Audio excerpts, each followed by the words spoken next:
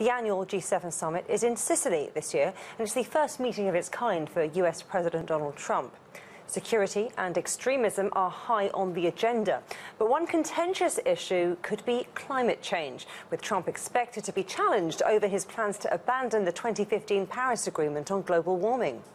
European Council President Donald Tusk says he'll try and find some common ground.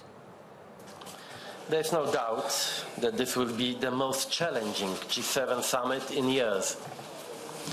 It is no secret that leaders who are meeting today sometimes have very different positions on topics such as climate change and trade. But our role as the EU is to do everything to maintain the unity of the G7 on all fronts. And for more on that summit, TRT World's Europe correspondent Francis Collings joins me from Taormina in Italy. Francis.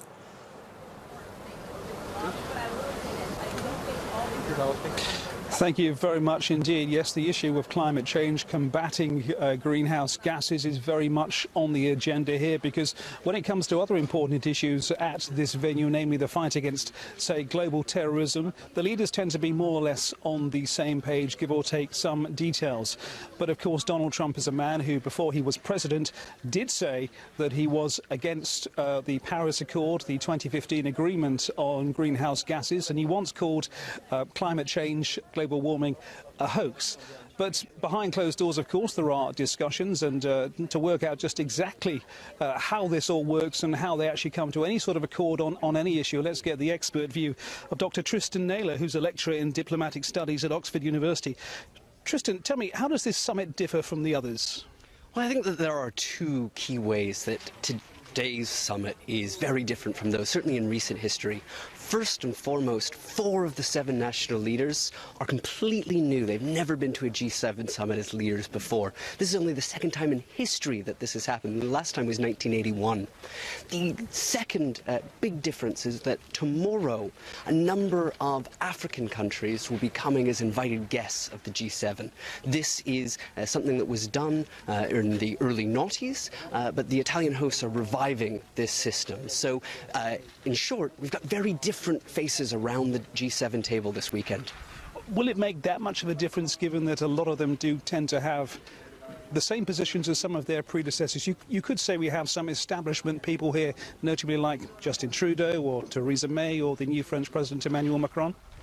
Well, sure. I mean, it's important to remember that the G7 as a group is a pretty cohesive, like-minded group of liberal democracies, right? And that's not going to change regardless of the individuals representing those countries. It's also important to remember that these summits aren't just things that happen over the course of a weekend, but are negotiated weeks and months in advance by diplomats and bureaucrats from each of the countries. So again, regardless of who happens to be around the table this weekend, there's a real status quo inertia to these things.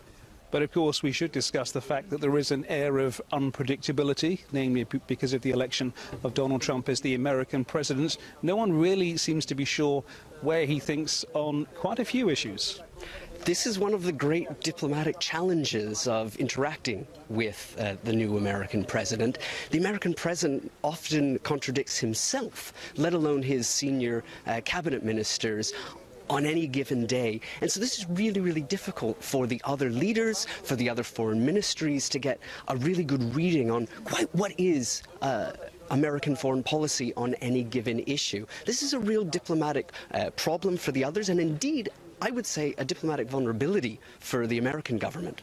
The issue of climate change, which he, of course, has indicated that he is against with regards the Paris Agreement. He said he would pull out of it prior to becoming the American president. They do say, the American contingent that's here, that they won't be making any statements, won't be making any decisions. But will we get an indication of where they think or what they think on this issue? It is very unlikely that we're going to see any clear language coming out in the final summit document, the communique about the Paris Accord.